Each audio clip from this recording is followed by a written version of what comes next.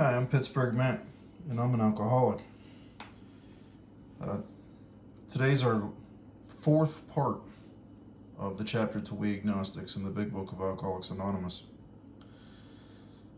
Just a reminder of the color coding in this chapter on the highlights and underlines.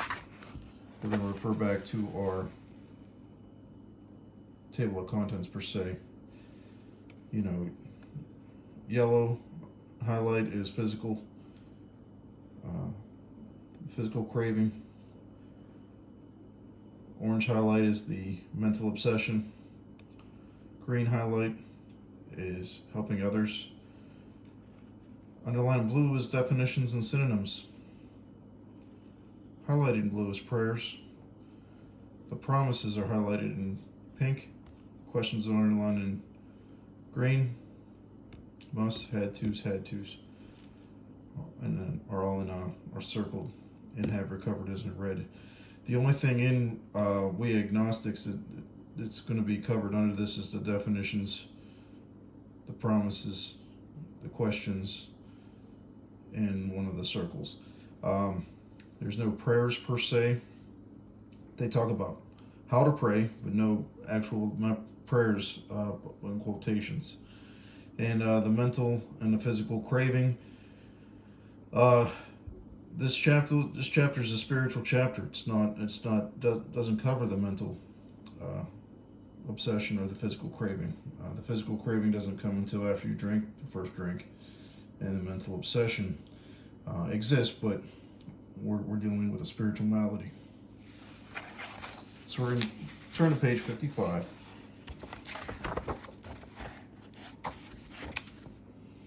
And here's where we left off from the last part.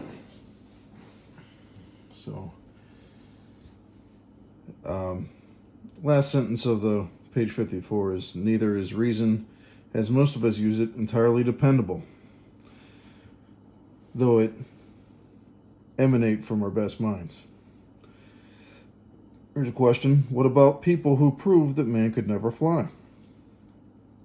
Yeah, we've been seeing another kind of flight, and a promise, a spiritual liberation from this world. People who rose above their problems. They said, God made things possible, and now here's a liability.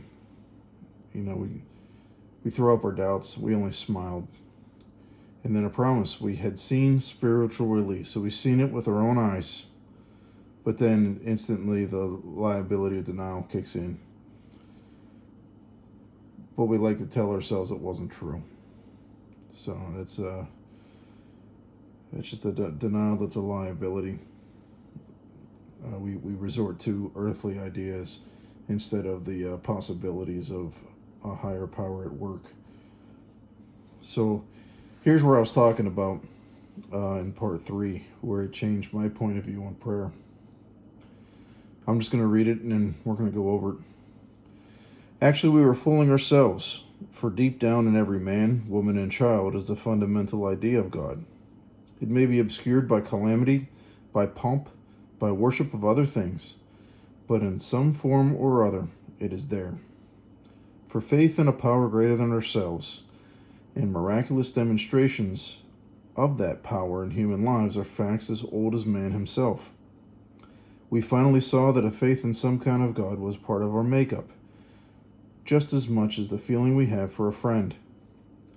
Sometimes we had to search fearlessly, but he was there. He was as much as a fact as we were. We found the great reality deep down within us. And at last analysis, it was only there that he may be found. It was so with us. We can only clear the ground a bit. If our testimony helps sweep away prejudice, enables you to think honestly, encourages you to search diligently within yourself, then, if you wish, you can join us on a broad highway. With this attitude, you cannot fail. The consciousness of your belief is sure to come to you. So how this changed the way I prayed was I would pray as deep into my own guts as I could go with my mind, down the throat pipe, into the stomach, into the rib cage, deeper, deeper, as deep as I could go, almost as if I was inside a deep well, a deep water well, where I could go inside myself as deep as I can go, and if I look up, I can only see that little glimmer of light of the surface, and as deep inside myself as I can go, almost in visualizing that single cell that was the sperm that hit the egg, where I came from, just that little, it's deep, deep, deep. And there I pray. Here's in this is the liability. Our fundamental belief has been changed by calamity, which is conflict, by pomp, which is arrogance, and by worship of other things. Remember in part 3 we went through the bedevilments. Those bedevilments are the worship of earthly things. They came way after we were born into existence. And I promise, in some form or other, it is there. And another promise, we finally saw that faith in some kind of God was a part of our makeup, just as much as the feeling we had for a friend. Sometimes we had to search fearlessly, but he was there. He was much as a fact as we were. We found the great reality deep down within us. It was the last analysis. It is only there that he may be found. It is so with us. And here's a way to start. Sweep away prejudice. Think honestly. Deeper than the calamities, the pomps, and the worships of other things. Through learned behaviors, that's how we got to this point. Search diligently within yourself. Free of pride, free of lust, free of anger, free of, deeper than all that stuff that we attained by worship of earthly things. With this attitude, you cannot fail. The consciousness of your belief is sure to come to you. And we're gonna find later on that sometimes it happens immediately, and sometimes it happens over time, through our own research and development and our own seeking, that we're going to find that. With myself, it was a combination of the two. It was probably a year and a half into sobriety to where I did a deep dive, and I did the steps again, and this passage really spoke to me, and it changed my perception on the way I prayed. And in this book, you'll read experience of a man who thought he was an atheist. So when they talk about the guy in the hospital, his story is in the back of the big book. His name was Fitzmayo. He was also referred to in the doctor's opinion. And his whole story is our Southern friend. It's in the back of the book. So now we're going to go to page 56. Pardon me a second.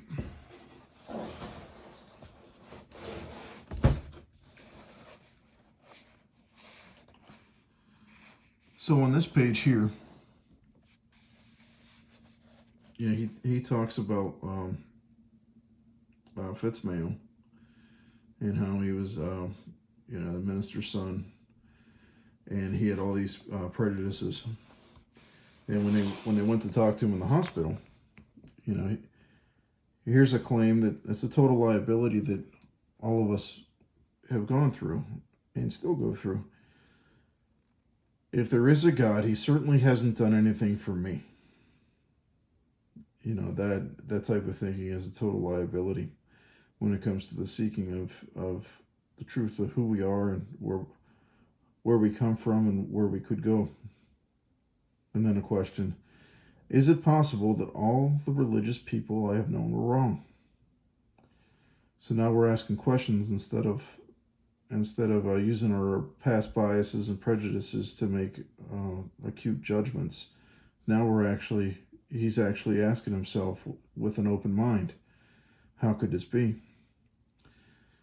And then, like a thunderbolt, a great thought came. It crowded out all else. Who are you to say there is no God? And that's the pomp of the pomp and the arrogance of his previous belief that God was Santa Claus, and he can come up with a Santa Claus list of requirements that God would go fetch and do for him. I had the same ones. I had the same prayers, the same Santa Claus list they call them. God do this, God do that. Some of them call them deals with God. If you do this, I'll do this. If I have it this way, then I can do that. If I can win the lottery, I'll donate 90% of it, and I'll only keep 10%. I've made that prayer. And that's that's far from what this stuff is about. And they're just old beliefs and really superstitions. And that's what praying within does for me. It's my attempt to dig past the superstitions, to dig past my own finite experiences, and to seek what it is that I am to do. And it's a process. While I'm not that good at it, I'm better than I used to be. And that's the progress, not perfection. And then we're going to go to page 57 here. And it talks about how Fitz Mayo, he was able to overcome alcoholism almost suddenly. And then the question: what is this but a miracle of healing? Yet its elements are simple. And here's a way to start.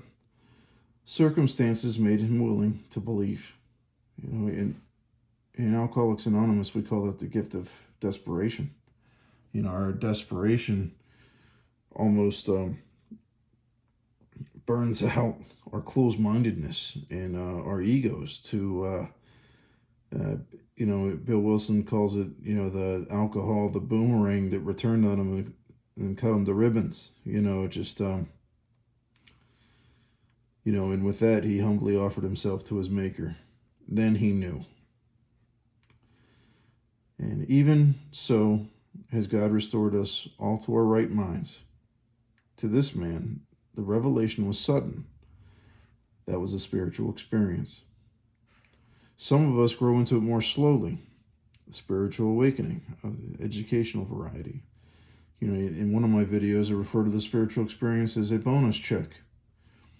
And a spiritual awakening is more of an hourly pay.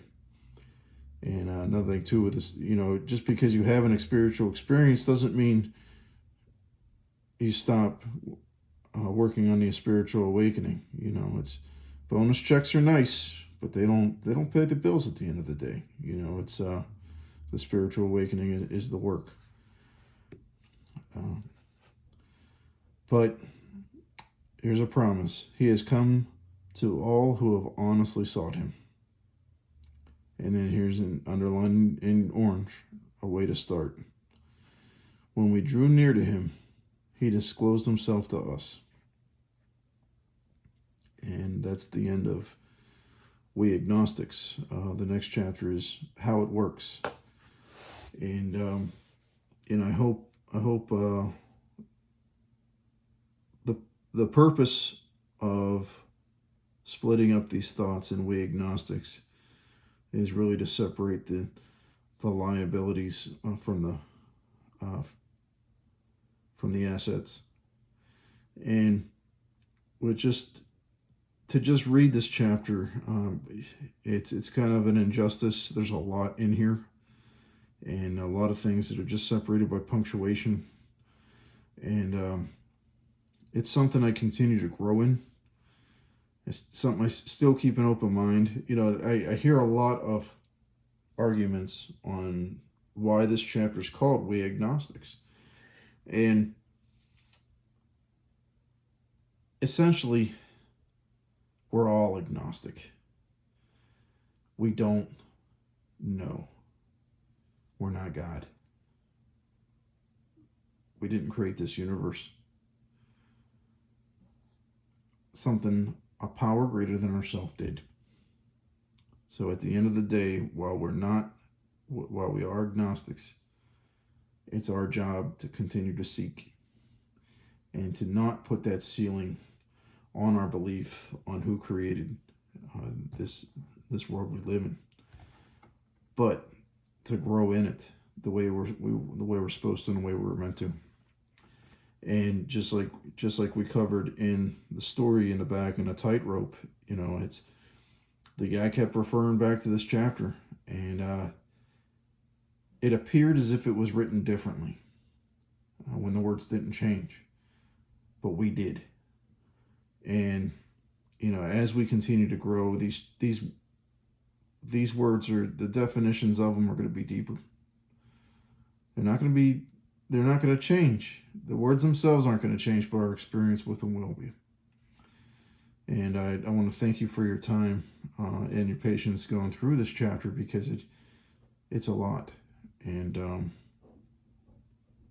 I hope you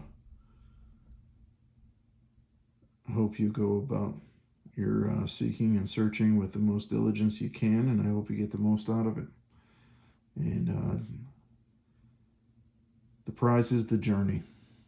You know, the destination is the beginning of something else. Thanks for your time.